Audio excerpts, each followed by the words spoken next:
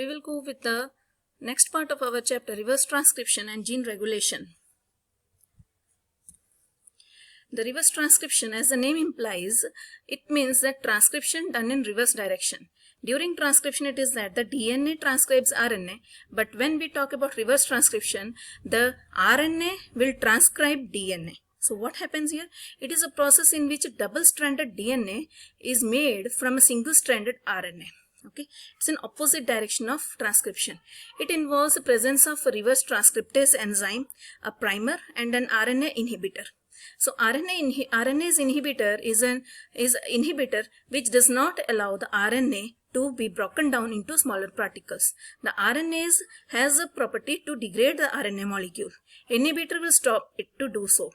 The reverse transcriptase is also known as the RNA-dependent DNA polymerase. It is a DNA polymerase enzyme that transcribes single-stranded RNA into the double-stranded RNA. That means the DNA polymerase, this RNA-dependent DNA polymerase, it is found in all retroviruses, like in HIV, in Escherichia coli.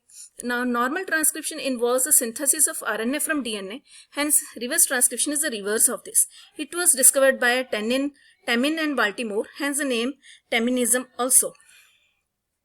They won the Nobel Prize for this. We know that the central truth of molecular biology is that DNA transcribes RNA and the RNA translates to form proteins. But when we talk about reverse transcription, first, the central dogma is the same, but there is a variation that the DNA will be first made from the RNA, and this is found in mostly retrovirus. Okay. Now, this reverse transcription is synthesis of DNA from RNA.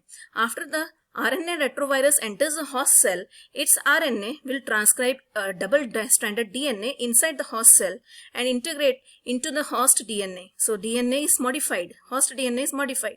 The RNA to DNA transcription is called reverse transcription. Here what happens, the retrovirus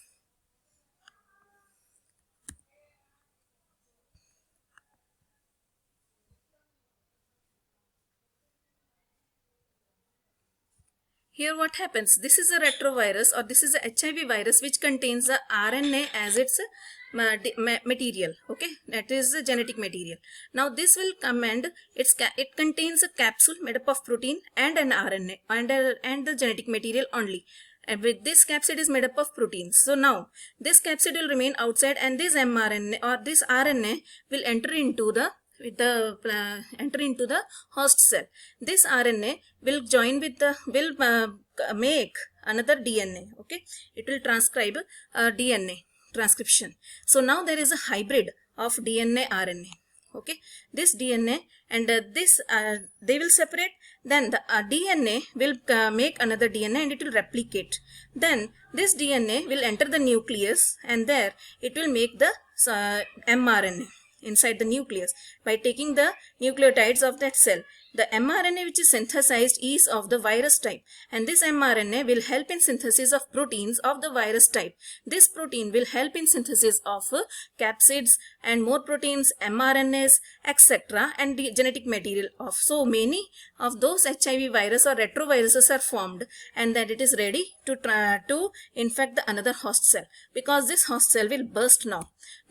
So this is a process, you can go through it. Then we will talk about regulation of gene expression in the prokaryotes and the eukaryotes. Here we will talk about what is gene expression, then regulation of gene expression in eukaryotes, in prokaryotes, lac and tryptophan operon.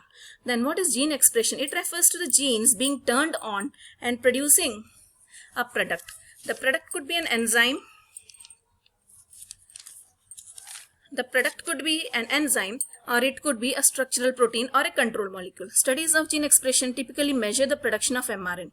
Most mechanisms that control gene expression do so by controlling transcription, the synthesis of mRNA. Okay, so gene expression is a process in which the genes are turned on to produce a product. That product can be an enzyme, it can be a protein, it can be a control molecule. Now, in eukaryotes, what happens? There are 5 types of genes. Producer genes, which transcribe mRNA.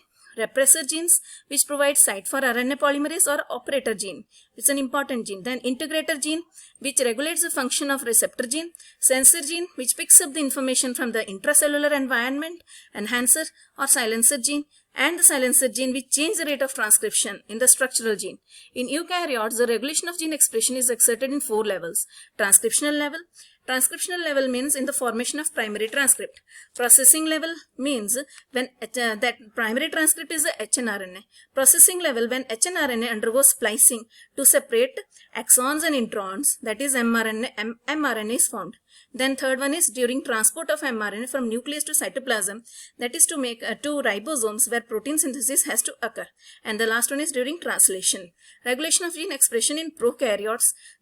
In prokaryotes, it can regulate many things. Accessory proteins. In prokaryotes,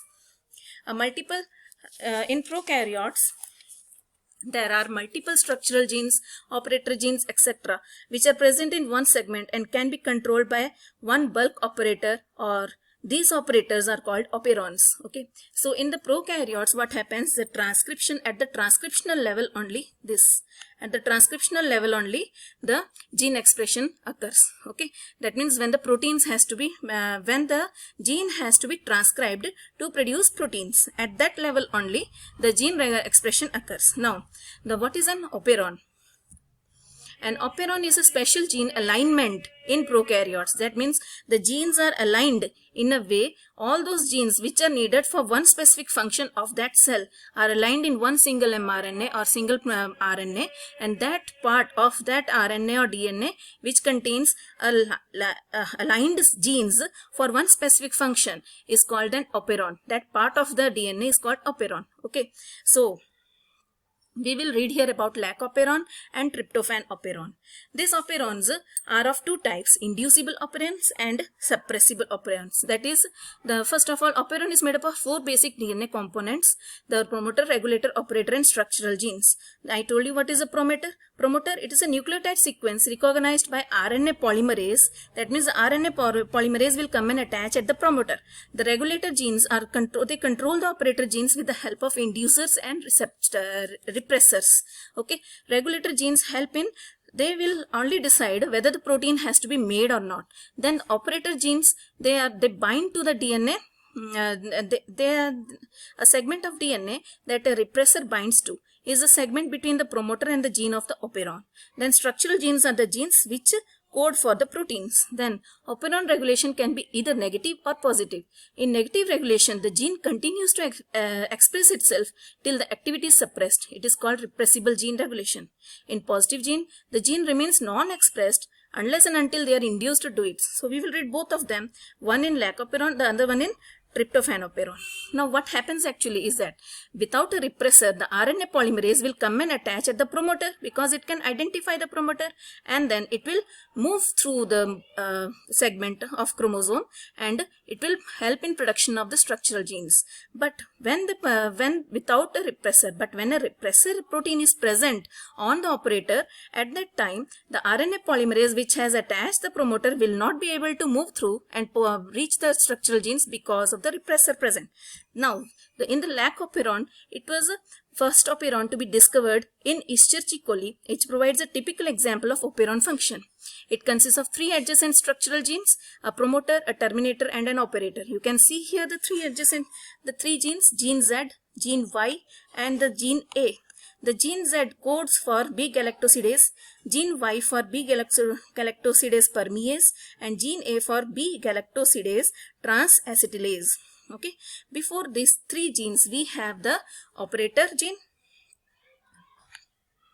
we have the inhibitor gene, and we have the promoter gene. Okay, now this the inhibitor or the repressor gene is the main gene which we have to talk about.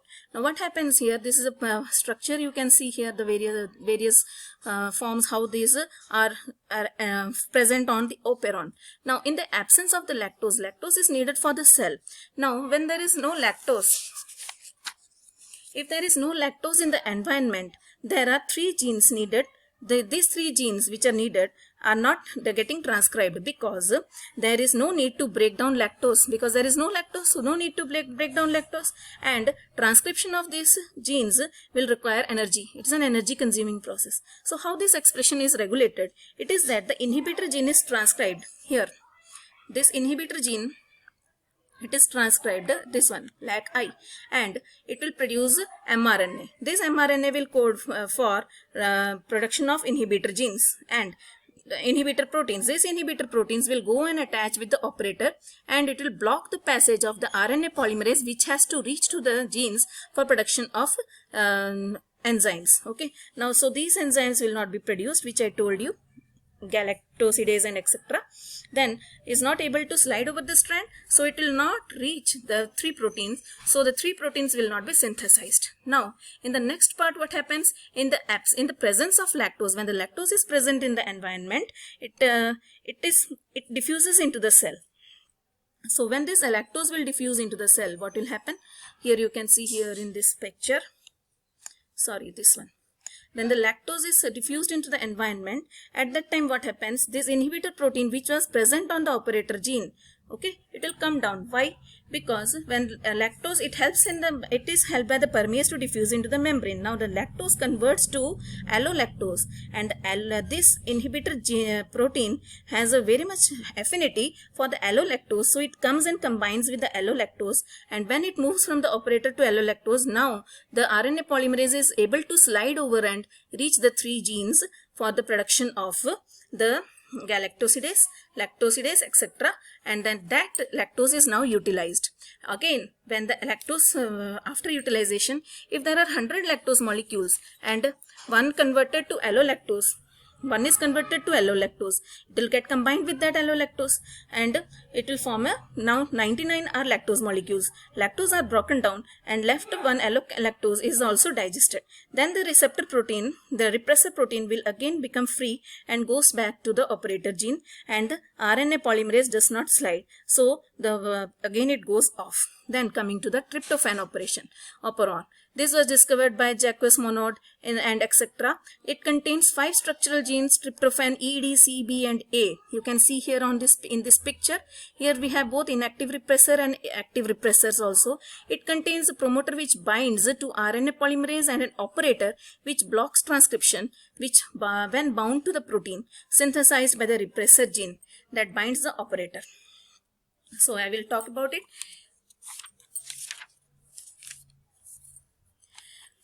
What happens?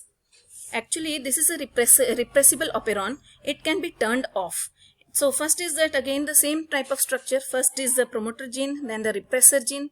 In the picture you can see the repressor gene is there, then the promoter, then the operator, and it has E, D, C, B and A. These are the various structural genes. Okay, 5 structural genes. Now when RNA polymerase slide over the repressor gene, it undergoes transcription and translation normally. Okay, this the repressor protein, the receptor gene will code for inactive repressor. This forms the aporeceptor, apoenzyme. This apoenzyme is a part of the holoenzyme. When this holoenzyme will be formed, at that time only it will go to the operator molecule. Because holoenzyme is not formed, this aporepressor will remain in the cytoplasm itself or in the nucleus, but it will not bind with the operator gene. So what happens? The RNA polymerase will slide on the structural gene. Tryptophan synthetase is synthesized within, and amino acid required for tryptophan synthesis is produced. So tryptophan gets used up very frequently, very much in the cell. Then when the amount of tryptophan exceeds, it should be stopped for synthesized. So if 100 molecules are required and if one extra molecule is also synthesized, what happens? Then in that situation, it goes off. How? As soon as there is an extra tryptophan, the extra tryptophan binds with the inactive protein, that is the inactive aporeceptor, and it forms a holoenzyme, as I told you. The holoenzyme, and then it binds with the operator gene, and so RNA polymerase will not slide now. In this picture you can see that it goes and binds the operator gene, and now the RNA polymerase will not slide. So there is no transcription, so no enzyme is produced and no synthesis of tryptophan occurs. So this is the end of this, and left is human genome, and if I can I will do, otherwise I will start the next chapter. Thank you. It's very easy, you do it.